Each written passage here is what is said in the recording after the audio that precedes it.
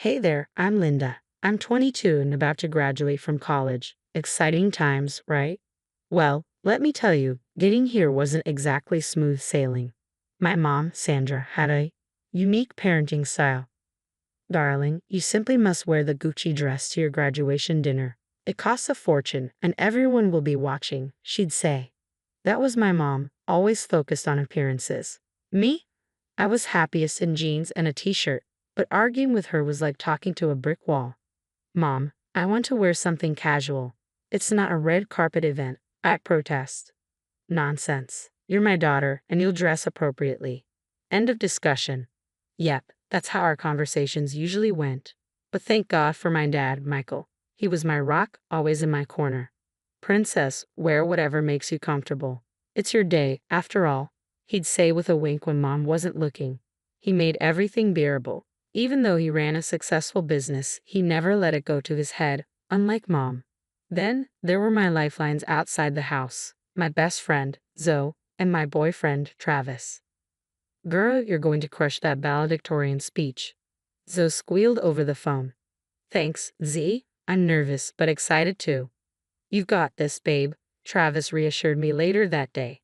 As graduation got closer, things at home started to feel off. Mom and Dad were having these hushed arguments when they thought I couldn't hear.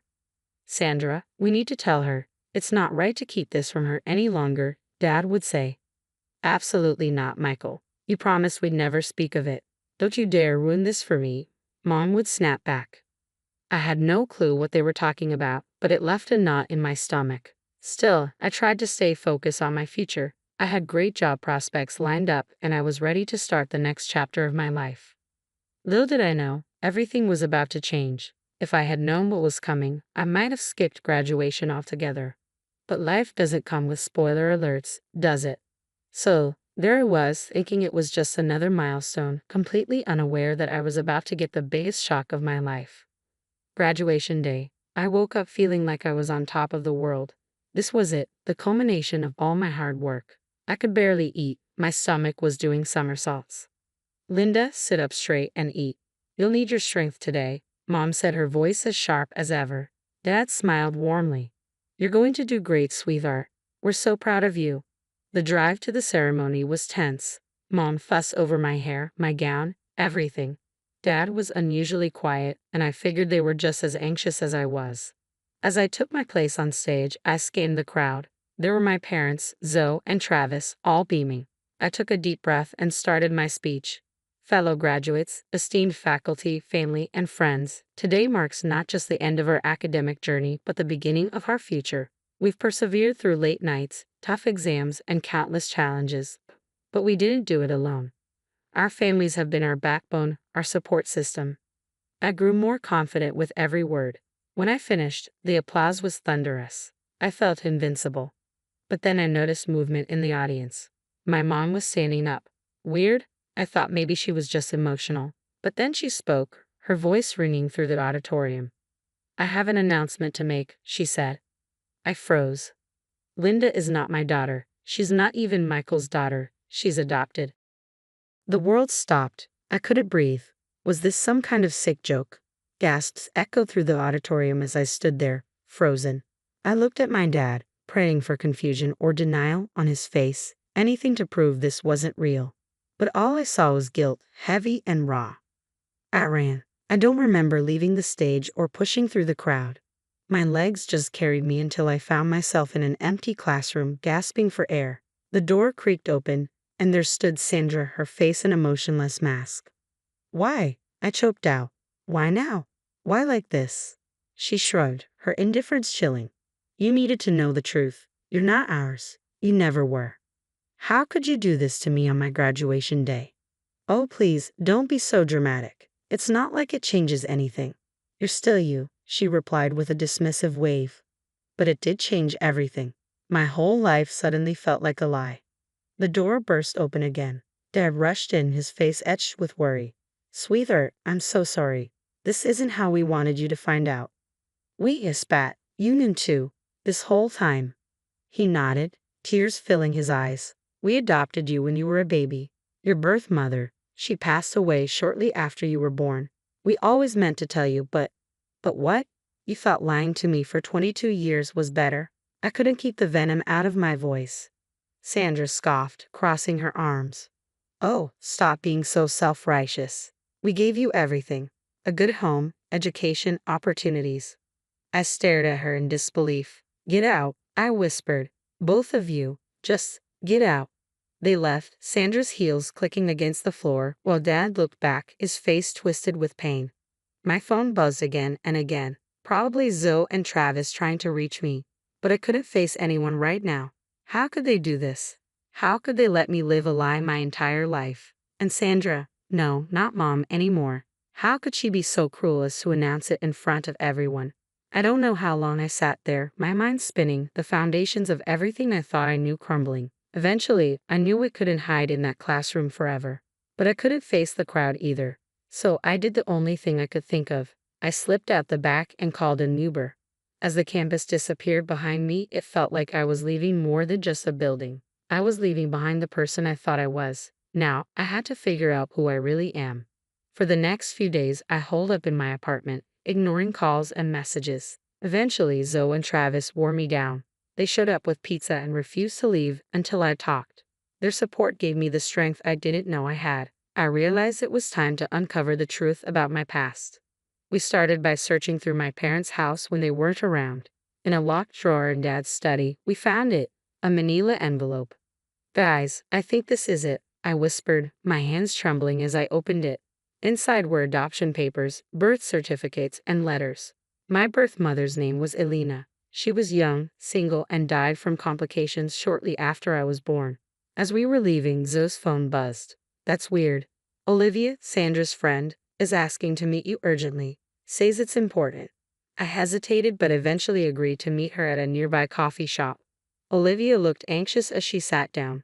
Linda, I'm so sorry about what happened at your graduation, but there's something you need to know about Sandra. My heart raced. What about her?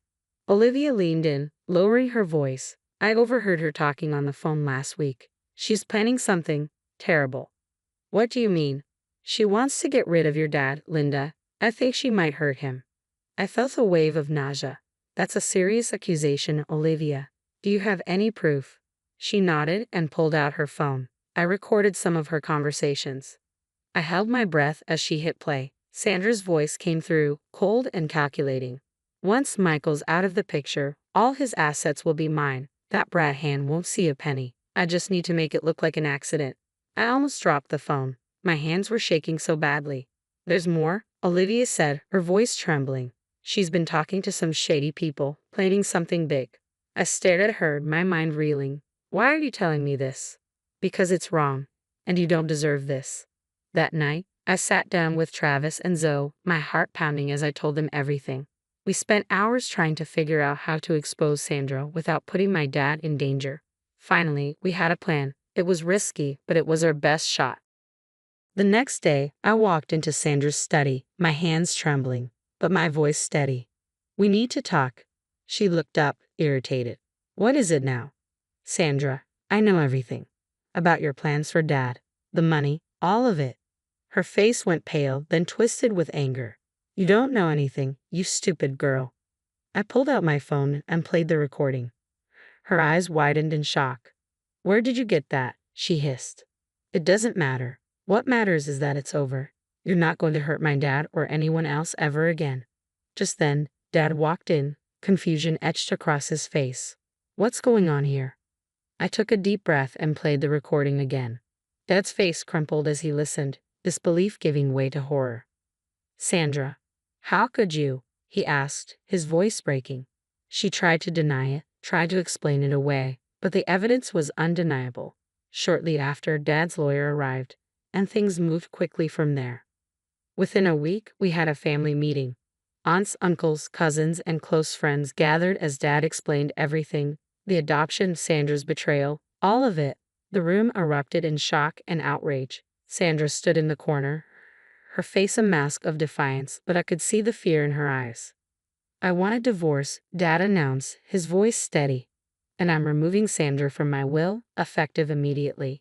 In the days that followed, news spread quickly. Sandra's friends stopped calling. She was uninvited from social events, and her carefully curated world began to crumble. As for Dad and me, we started to rebuild our relationship. It wasn't easy, but for the first time, it felt real. "I'm so sorry," Dad said one evening, "for everything. I hope someday you can forgive me." "I'm getting there, Dad," I replied softly. "We both are."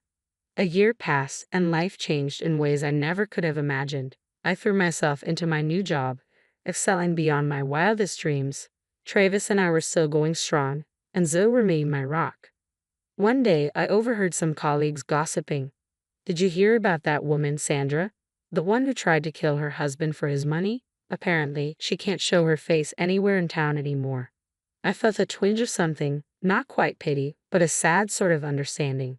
Sandra had made her choices, and now she was living with the consequences. That night, as Travis and I walked home, I found myself smiling. "What's got you so happy?" he asked. I looked up at the stars. "Just grateful, I guess. For you, for Zoe, for Dad. For the truth. As painful as it was, I finally know who I am and where I came from, and I know who my real family is." He squeezed my hand. "We chose you right back." As we walked on, I felt light, free. The past year had been the hardest of my life, but I had survived. More than that, I had thrived. Whatever came next, I knew I could handle it. Because now, I was truly me. The story has ended. What would you do if you discovered a loved one plotting against your family? How far would you go to protect those you care about?